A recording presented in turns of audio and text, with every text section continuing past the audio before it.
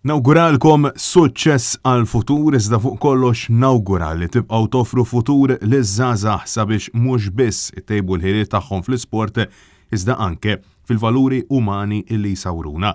Sostna dan il-kap tal-Partit Nazzjonalista Bernard Grech kif flimkien ma' delegazzjoni tal-partit laqa lill-membri tal-iskwadra ta' Hamrun Spartans friski mir-rebħ ta' 8 kampjonat Premier fejn preżentawlu it-trofew tant prestiġjuż tal-kampjonat fl-ogħla diviżjoni tal-futbol Malti. Bernard Grech awgura lill-iskwadra Hamruniża sabiex ikunu ta' eżempju b'determinazzjoni u xogħol impenjattiv anke fid-dawl li din is-sena kienet waħda differenti mis-snin ta' qabel kawża ta' riperkussjonijiet li ġabet fuq il-pajjiż il-pandemija. Min-naħa tiegħu il-President ta' Hamrun Spartans Joseph Portelli ringrazzja lill Partit Nazzjonalista talli laqa lill-iskwadra fid-Dar Ċentrali fil-waqt li tenna r-ringrazzjament tiegħu rigward il-bini tal-istadium wara li l-Kunsillieri Lokali Nazzjonalisti fil-Hamrun ma għamlu ebda oġezzjoni għal dan il-proġett. Intant, il-kap tal-Partit Nazzjonalista preżenta lill-iskwadra għotja ta' rikonoxximent fil-waqt li minnaħa tagħhom il-klabb preżenta lil Bernard Grech flok tal-iskwadra bħala tifkira.